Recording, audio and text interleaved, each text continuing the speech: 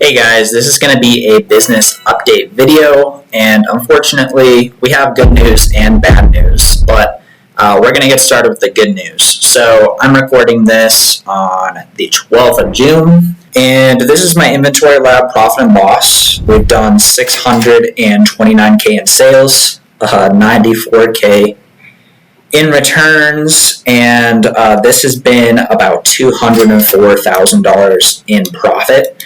And I've done the math on all my external costs on top of this, and it comes out to about $137,000 of profit that I have made this year by the middle of June. So it's been a really good start to the year, profit-wise, so super thankful for that. Also, I've talked lots about diversifying outside of Amazon, and so for the last probably around 2 years, I've invested quite a bit outside of my Amazon store.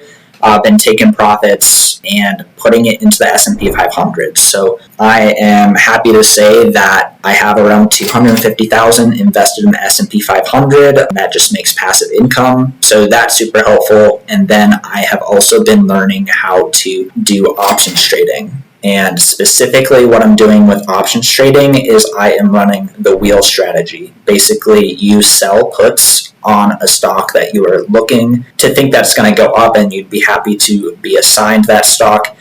And then if and when you get assigned to the stock, you then sell covered calls on that stock in order to make a premium. Both situations you get a premium. You're just going to have to YouTube it and learn more about it if you care. But this has been my results this month so far with these. Basically, these are the different stocks. I've been doing it on Robinhood. Basically, in order to sell a put on a stock, you need to have money for 100 stocks of that item, and that makes a contract.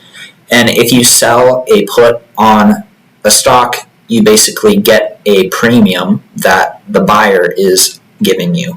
And so in different situations, there's different premiums, and you can make a much better return than just leaving your money in the stock market. So I'm experimenting with this. I did this position at the end of last month, but so far with that position, that was a $17 premium, not that much. So far this month, I've been learning it, and I've made $661. Like, I started with this one where you only need $1,700, which is a smaller selling put contract as far as they go, and then I started putting more money into it. I decided to try QQQ yesterday, which is a $53,000 contract. This is a very low premium for that. I entered that near the end of the day, ended up getting assigned, and then I sold calls to break even on it and gain this premium of $81. So I'm just going to keep selling covered calls on that. That's basically what the wheel strategy is. You sell puts until you're assigned, and then you sell calls on it. And that's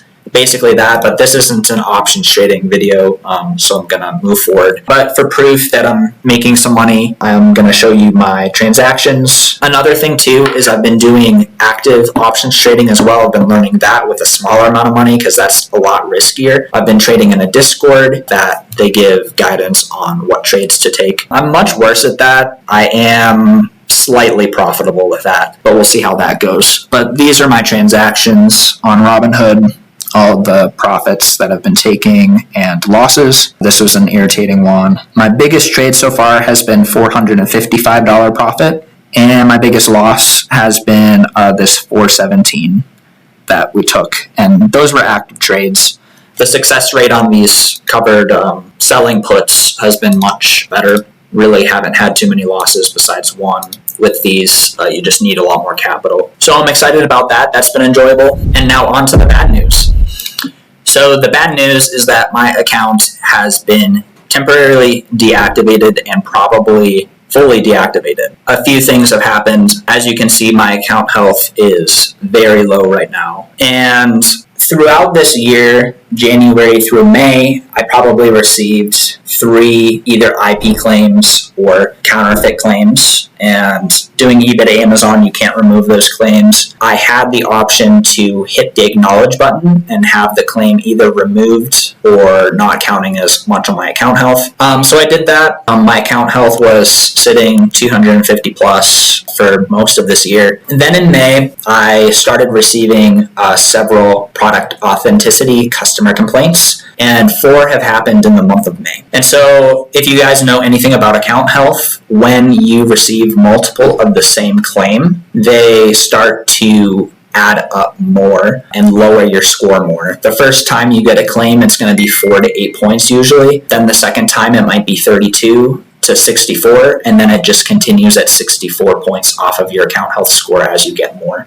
And so unfortunately I have 3 that stacked against me, and my account health is doing terrible right now. So the month of May has been a strange month because it went from me being in the green 250 to receiving one of these claims, and I'm at 240 or something, and I'm like, well, shoot, I have a claim, can't do much about it, just gonna let it drop off in 6 months. And then I receive another claim, and it's down in the 160, 170 range, and I've been in that situation before for months, and it's not a fun situation to be in, but having your account be under 200 for a period of time, I've overcame that before. Like it was fine in the grand scheme of things. It was fine in the end, in the past. And then I received another claim. I have 3 claims, and so at that point I really need to find some way to get at least one of these off my account, because my account is not going to make it the 6 months to have these drop off. So at that point I decided to try to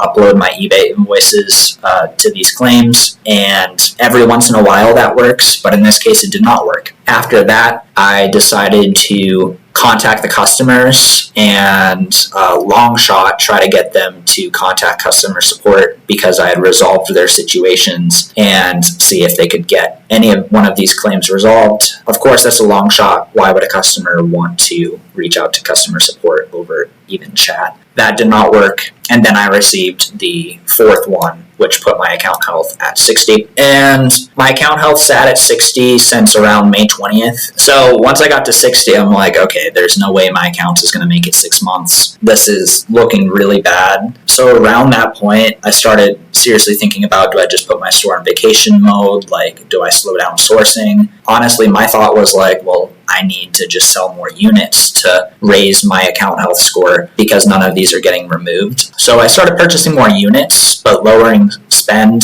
It obviously didn't work. And then once June rolled around and it stayed at 60, I decided to just put my Amazon account on vacation mode to lower the risk. And thankfully, only about 30,000 is at risk right now, which it was up near 50,000 before. So that's a plus here. And I'm all FBM, so all of my inventory is just at a prep center where we could cross-list it on Walmart or eBay if we needed to.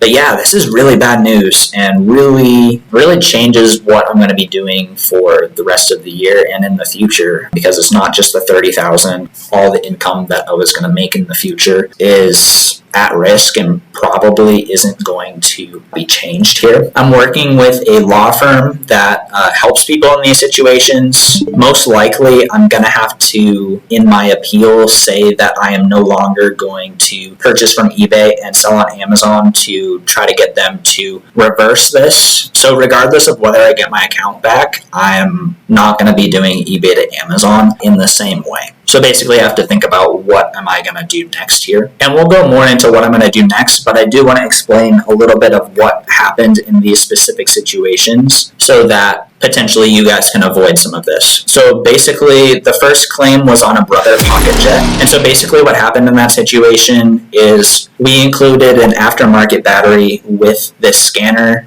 for the customer that the eBay seller shipped to us. And unfortunately, the customer didn't like the battery and thought that the battery was supposed to be included with the ASIN, the product, and I don't think it was supposed to have the battery. It was supposed to just be the scanner, but we included the aftermarket battery anyways, which we shouldn't have done.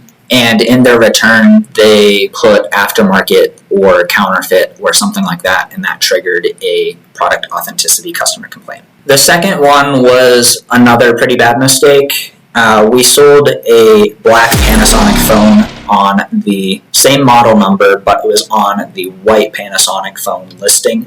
And then the customer wanted to return the item, but they wanted to return the item after the 30 days, and we just automatically denied them because it was after the 30 days. And they wrote to Amazon Amazon that it was not genuine or the wrong type of item, and we got a customer complaint on that. A lesson from that is, I thought I was being relatively generous with customer returns. Like, I usually give refunds. I usually don't even restocking fee that much like I could be. But in some situations where I actually messed up, if it's after the 30 days and like I genuinely made a mistake, I should have just accepted the return. Like, that was a bad choice. And then another bad choice is the last two were high-end perfumes, Norel perfumes. And a friend of mine had sold these before, and it had been fine for him over the long term. I had sold these different model numbers and ounces of these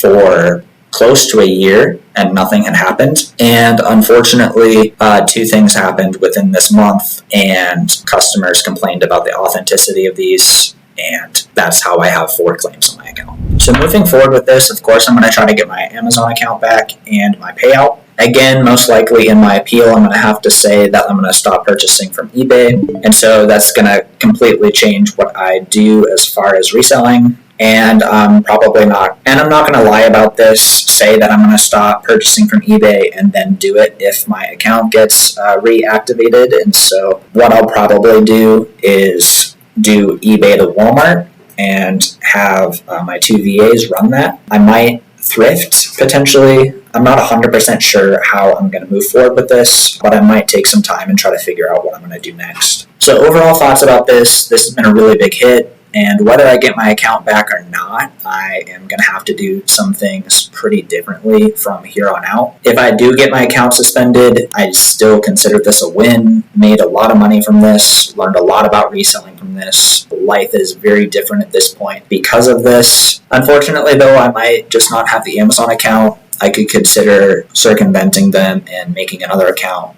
with a partner, or buying an account or something like that. And I might consider that, but that gets very complicated. So yeah, we'll see what ends up coming from this. I'm definitely going to take some time to consider what I want to do next and how I want to do things. Potentially some positive things could come from this, but right now I'm pretty bummed about this. Also with this, I'm considering what I want to do with YouTube, and at the very least, we'll be pivoting to money-making videos instead of just Amazon videos, and may just not make videos anymore. And to the people that I've met, you guys are great. But as far as making videos, I'm not getting too much out of the videos, honestly. And so I may take a break or just be done with that. So overall, pretty bummed right now, but glad to have made some money. Glad to have learned how to resell. Can definitely pivot to Walmart or eBay, and things will be good and great.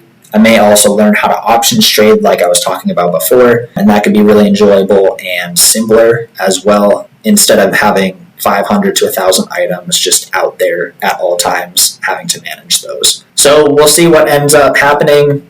Thank you guys for watching. Hopefully this is helpful. I still think eBay to Amazon is a good opportunity, but you need to be very conservative and safe with it, and things are getting harder. If you're already in it, I think it's still a great opportunity. If you're just starting out, it might not be the best opportunity, but I'm not going to stop you from getting started if you want to. There's a lot of money to be made. Just 100% risk what you're willing to lose, because this could happen at any point, and definitely pay yourself. But that's all I have to say. Hope you guys have a good rest of the day, and take care.